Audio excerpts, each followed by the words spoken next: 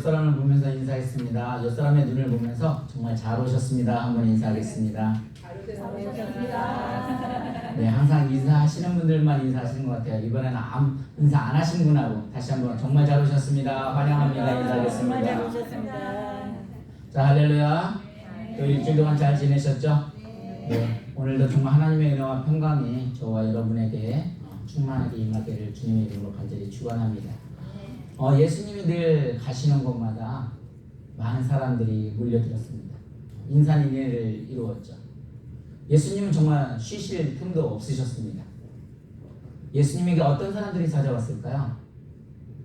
가난한 사람, 병든 사람, 눈먼 사람, 절름발이, 소경, 정말 그 아픔을 가지고 있는 분들을 많이 또 찾아왔을 것이고, 또 바리새인, 율법자들, 그다음 제사장들도 찾아왔어요. 근데 예수님을 찾아온 데는 다 목적이 달랐습니다. 어떤 사람, 병든 사람은 병을 고치기 위해서 예수님을 찾아왔고요. 어떤 사람은 배고픔을 해결하고자 예수님을 찾아왔습니다. 그리고 바리새인과 율법학자들은 그 예수님의 말꼬리를 트집잡고자 저 예수님을 어떻게 하면 죽일 수 있을까 엿보고자 찾아왔습니다. 그런데 오늘 본문에 어떤 사람이 찾아왔을까요? 부자, 청년, 관원이라는 사람이 찾아옵니다. 오늘 마가복음은 어떤 사람이라고 표현이 되어져 있지만 이 공간복음에 이 말씀은 모두 다 나와 있어요. 그래서 어떤 사람이라고도 되어져 있고 어떤 관원이라고도 되어져 있고 또 어떤 청년이라고 되어져 있어요. 근데 하나의 특징은 뭐냐면 이 사람이 다 부자라는 사실이에요. 그러니까 부자도 보통 부자가 아니라 거부, 어마어마한 사람입니다. 오늘날로 말하면 어떨까요? 금수저라고도 표현을 할 수가 있을 것 같고요. 회장님의 아들 정도 될까요? 이게 보통 이게 재물뿐만이 아니라 어렸을 적부터 모든 것을 도덕적으로도 완벽함을 지닌 사람이에요. 와, 그냥 세상에 보더라도 어떤 사람이에요? 우리가 성공을 위해서 추구하는 그 모든 것을 다 갖추었던 사람이에요. 그러니까 누가 보더라도 이 사람은 딱 봐도 정말 성공한 사람이고 우리들이 어떤 부러워야 하는 그런 대상이기도 해요. 근데 이 사람이 어떤 모습을 보였을까요? 우리 본문 17절을 먼저 읽습니다. 같이 읽습니다. 시작. 예수께서 길에 나가실새 한 사람이 달려와서 꿇어 앉아 묻자오되 선한 선생님이여 내가 무엇을 하여야 영생을 얻으리이까. 지금 이 사람이 예수님을 찾아오는 데는 목적이 다른 사람과는 차원이 달라요. 다른 사람들은 왜 찾아왔어요?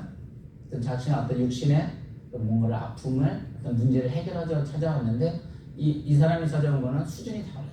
영생을 위해서 찾아왔어요. 근데 영생을 찾아왔는데 뭐라냐면 예수의 길에 나가실새 한 사람이 뭐 했다고요?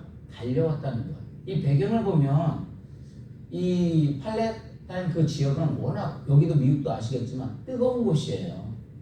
그 뜨거운 곳을 예수님 앞에 달려왔다는 소리는 무슨 소리겠어요? 그만큼 간절한 어떤 절박함이 있었던 거예요. 달려와서 뭐라 했냐면 꿇어 앉아 묻자오되 예수님 앞에 꿇었다는 거죠. 무릎을 꿇었다는 거죠. 사실 무릎을 꿇었다는 것은 그 사람의 태도를 알 수가 있거든요. 그러니까 얼마나 간절하고 또 정말 절박했으면 그 예수님 앞에 그 모든 것들을 믿고 무릎을 꿇었을까. 이게 말이 달려와서 꿇었다고 하지만 사람들 이렇게 성공한 사람들을 보면 나도 모르게 우쭐하는 마음들이 있거든요. 근데 이게 쉽지 않은데 지금 끌어왔어요. 겉으로 보기에는 와 모든 것이 완벽한데 이 사람에게도 한마디로 뭐예요? 근심이 있었다는 거죠. 그렇다면 여러분들은 어떤 근심을 하십니까? 우리가 무엇을 다 가졌다고 해서 근심을 하지 않는 것은 아닐까 돌아봤으면 좋겠어요. 제가 보니까 인생은 항해라고 하잖아요. 고통의 여정이라고 하잖아요. 사실 많이 어렵습니다. 그러면 지금만 어렵냐? 제 고등학교 때를 한번 생각을 해보니까 말씀을 묵상을 생각하는데 가장 스트레스 받았던 건 뭐였냐면 성적 때문에 스트레스를 많이 받았어요. 중간고사를 시험을 치면 너무 잘 치렀다. 기쁨도 잘 치고 그 다음에 뭐예요? 또 기말고사가 늘 걱정이 됐었고 하나만 이러면 그 성적 때문에 오히려 공부를 못한다고 스트레스가 없는 게 아니에요. 사실 제가 실업계를 간 이유도 공부하기 싫어서 갔던 건데 제가 3년 동안 정말 장학금을 한 번도 놓치지 않고 공부를 했었어요. 근데 뭐 공부를 잘했다기보다 그 시험을 볼 때마다 너무 스트레스가 심했어요. 그래서 제가 정말 중학교 때도 사실 저희는 이게 실업계를만 들어가면 이제 공부를 안 할 거라고 생각을 했기 때문에 정말 실업계 딱 들어갔는데 이게 실업계 들어갔는데 생각이 바뀌면서 그래 여기까지만 하자 여기까지만 하자 그래 여기까지만 자격증 따자 여기까지만 자격증 따자 그게 한 개씩 하다 보니까 뭐 꽤 많은 것들을 이루게 되어졌지만 그 모든 것이 해결되지는 않았었어요. 그리고 또 뭔 고민이 있었을까요? 저에게는 항상 가끔 말하는데 저는 키가 작았어요. 그래서 키 큰 사람은 별로 안 좋아해요. 키에 대한 컴플렉스를 엄청 많이 가지고 있어요. 근데 보면 저보다 작은 사람들이 많더라고요. 이제 이렇게 커서 보는데도. 근데 이 키에 대한 컴플렉스가 어마어마하게 많았는데 그때 어떻게 해결을 했을까? 우리 오늘 이게 청년들도 둘이 왔는데 우리 청년들은 어떤 고민을 가지고 있을까요? 그래서 한번 이렇게 청년들을 아니면 대선들을 한번 봐서 인터넷에서 이렇게 조사한 것들을 한번 찾아봤는데 별다르지 않았어요. 요즘 고등학생들이나 어떤 청년들이 가장 1순위로 스트레스 받는 거는 뭐였냐면 성적 때문에 스트레스를 똑같이 받더라고요. 한국의 교육 수준이 보면 이 미국도 많이 다르잖아요. 그 사람들 보면 정말 새벽부터 밤늦게까지 과외를 공부를 해야 되고 또 학교에서도 공부해야 되고 잠은 도대체 언제 자는지 모르겠지만 그 성적에 대한 스트레스, 입시에 대한 스트레스는 어마어마한 것 같아요. 그럼 그것이 끝났으면 해결이 되었을까? 아니에요. 저희들이 봤을 때 엄마 아빠가 다 먹여주고 좋은 것 같은데 전혀 그렇지 않아요. 그들도 똑같은 외모에 대해서 스트레스를 가지고 있더라고요.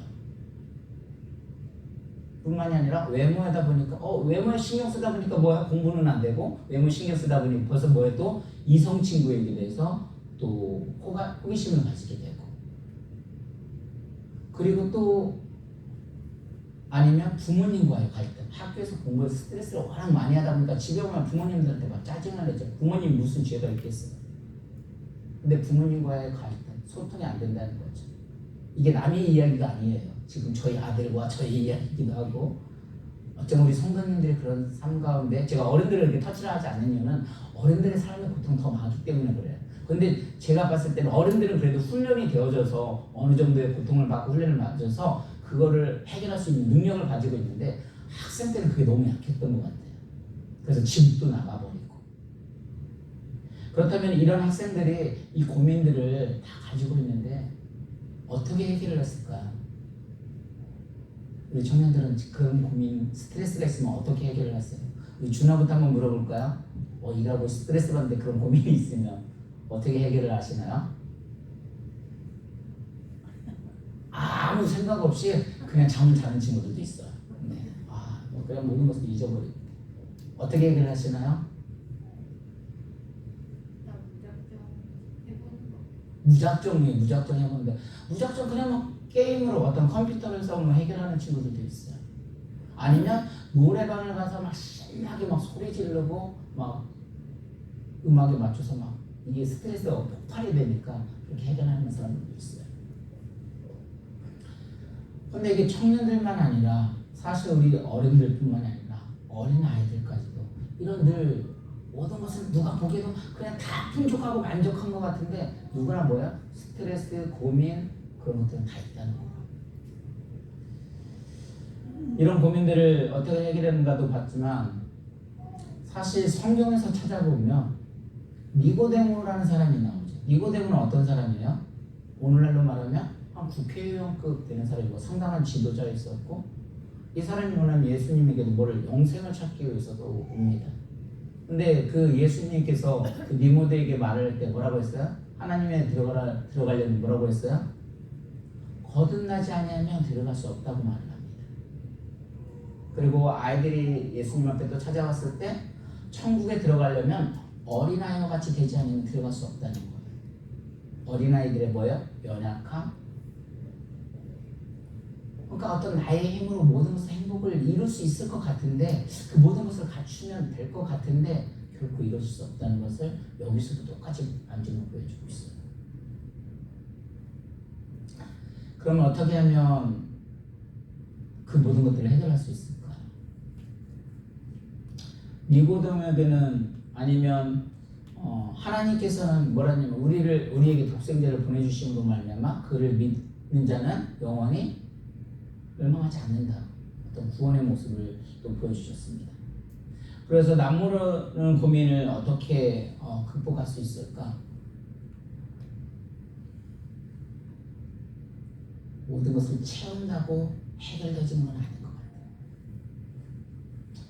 이 청년이 지금 찾아왔는데 하나의 특징들이 뭐냐면 아까 말대로 어떤 사람이었어요? 부자였었어요. 그리고 어렸을 적부터 도덕적으로 잘 자라온 사람이에요. 저는 벌써 딱 하니까 부잣집 도련님. 부잣집 도련님들이 얼마나 그 예의 바른지 아시죠? 남들 앞에서도 깍듯이 하고. 근데 이게 부자하면서 이렇게 자라온다는 것이 생각보다 쉽지가 않아요. 저도 경험을 해보면 하나님의 말씀대로 믿으면서 사회에서 성공하기란 결코 쉽지가 않아요. 이게 신앙과 어떤 물질의 양립이 어떤 삼관관계로 간다는 것은 쉽지 않은 것 같아요. 왜냐하면 세상에서 그만큼 성공을 하려면 때로는 속임도 있어야 되고 때로는 무리한 어떤 가치도 있어야 되고 그런 모습 가운데 여기 청년은 지금 어렸을 때부터 이런 도덕적인 모든 것을 다 지켜줬으면 정말 완벽한 사람이거든요. 제가 봐도. 그런데 어떻게 보면 정말 어려움이 없지 않았을까? 엘리야 같은 경우는 언제 하나님을 만났어요? 이세벨이나 아방이 그를 쫓아올 때에 호렙산으로 들어갔을 때 어떻게 됐어요? 진짜 그때 하나님의 음성을 듣게 됩니다. 예레미야 같은 경우는 자기의 어떤 백성의 고통과 아픔을 보고서 그때 하나님의 음성을 듣게 됩니다. 모세 같은 경우는 광야 생활을 하는 가운데 뭐예요? 40년이 지난 후에 그때 하나님의 부르심을 받게 되었죠. 그러니까 젊어서 고생은 사소한다고 어떤 이런 고통을 통해서도 진짜 인생을 더 깨닫게 돼요. 왜냐하면 이 고통을 철학자들이 의미를 했는데 뭐라고 했었냐면 여러분 괴테 아시죠? 괴테가 83세에 죽었는데 이 사람이 뭐냐면 진짜 나의 일생 가운데 가장 행복했던 것은 4일밖에 되지 않았다라고 고백을 했고요. 또 그 로마 철학자하고 정치인 그 시세로는 이 세상에서 가장 행복한 것은 뭐라고 했을까요? 내가 이 세상에 태어나지 않는 것이다. 그리고 가장 행복한 것은 내가 빨리 죽는 것이다. 이게 행복하다는 거예요. 그리고 시인 그 바이린이라는 사람은 나는 일생 중에서 즐겁다고 생각한 일생이 오직 하루뿐이라고 고백을 했어요. 그리고 성경에서는 모든 부와 명언을 다 이룬 사람이 누구였었어요? 솔로몬이 우리 인생을 뭐라고 했어요? 헛되고 헛되다. 그래서 그 인생 행활에 아무 새 것이 없다고 말을 했었어요. 근데 이렇게 한 사람들은 뭐냐면 다 하나같이 뭐예요? 그 안에 예수님을 붙들지 않았던 사람들이에요.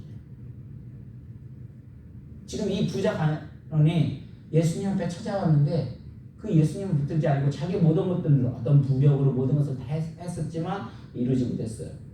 그래서 이 부자 청년은 지금 자신의 고민을 해결하고자 누구한테 나온 거야? 예수님 앞에 나온 겁니다. 그래서 예수님 앞에 무릎을 꿇어서 뭐라 했냐면 선한 선생님이여 내가 무엇을 하여야 영생을 얻으리까? 예수님 뭐라 했어요? 이 청년에게 그렇게 말을 하니까 너가 가진 재물을 다 팔아서 나를 쫓으라고 말을 하니까 이 청년은 어떻게 돼요? 고민을 하기 시작을 합니다. 그러니까 예수님을 쫓는다는 것은 어떤 무유소유를 말하는 게 아니에요. 사실 부자가 되었다고 해서 천국을 못 가는 건 아니에요. 이거는 구별을 하셔야 돼요. 왜냐하면 성경에서도 아브라함 같은 경우, 욥 같은 경우도 그런 부자였지만 하나님을 철저히 따르는 그런 사람들이 있잖아요. 그러면은 부자고 가난하다고 해서 부자와 가난이 어떤 천국 관계에 있어서 뭐 상관계가 있느냐? 그것은 아니에요. 우선순위 문제라는 거죠. 아니면 내가 무엇에 초점을 두고 있느냐는 거죠. 그래서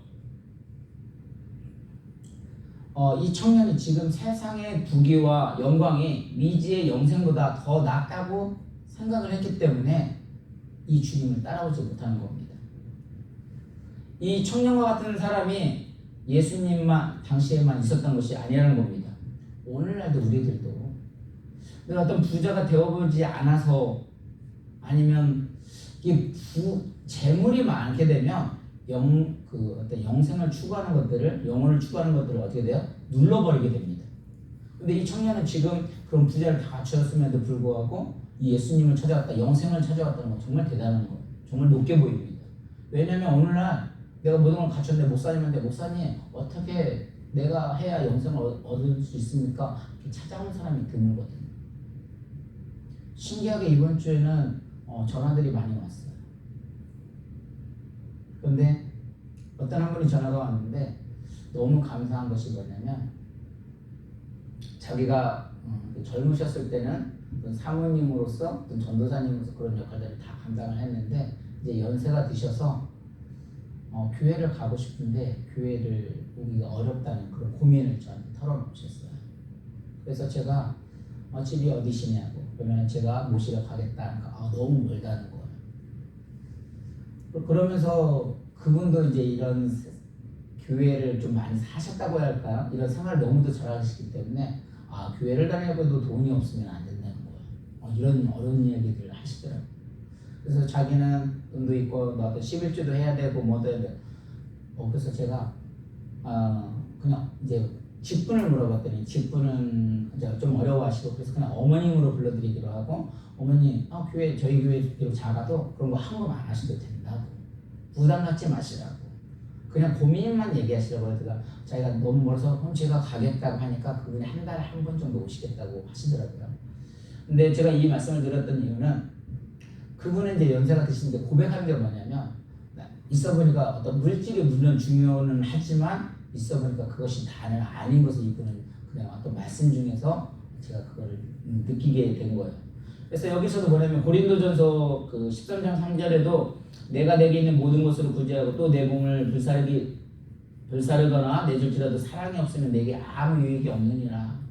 그러니까 예수님이 지금 이 부자에게 뭐라냐면 다 버리라고 했었지만 21절을 한번 다시 읽어보겠습니다. 본문 21절 있습니다. 시작. 예수께서 그를 보시고 사랑하사 이르시되 내게 아직도 한 가지 부족한 것이 있으니 가서 내게 있는 것을 다 팔아 가난한 자들에게 주라. 그리하면 하늘에서 보화가 내게 있으리라. 그리고 와서 나를 따르라 하시니, 여기서 뭐라고 했냐면 내게 아직도 한 가지 부족한 것이 있으니 가서 내게 있는 것을 다 팔으라고 했어요. 어떻게 보면 되게 혹독해 보이지만, 어떻게 보면 정말 그런 것 같지만 예수님은 여기서 왜 이렇게 말하는 이유가 무엇입니까?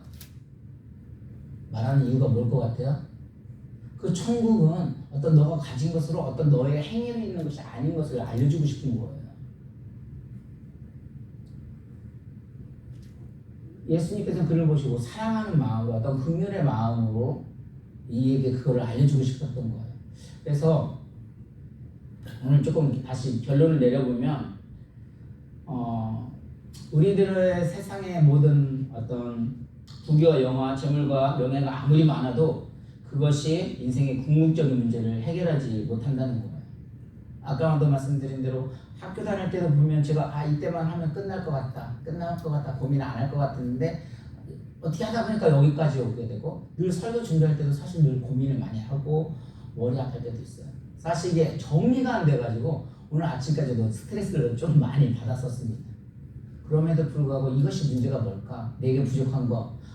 그냥 예수님은 조금 더 집중을 하고 그 예수님께 어떤 주시는 그런 말씀에 조금 더 민감하게 하게 되면 사실 이런 염려를 널어놓으면 되는데, 성격 때문에 그런 거지 너무 힘들었거든요.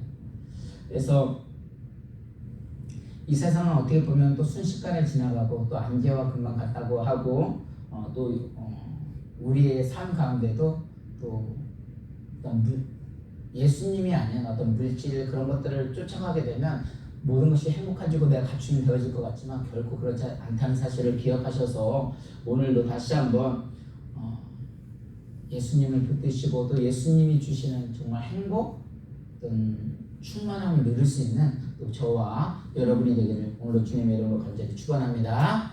우리 이 시간 함께 기도하겠습니다. 기도할 때 하나님, 우리들이 이 세상을 살아가면서 하나님 앞에 모든 부귀와 영화, 재물과 명예가 아무리 많아도 그것이 인생의 궁극적인 문제를 해결하지 못한다는 사실을 알았습니다.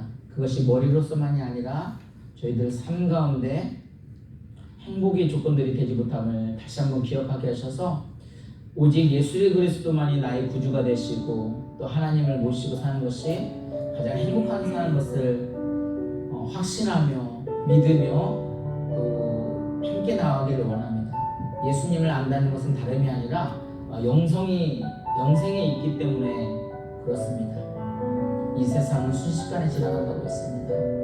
안개와 같다고 하셨습니다.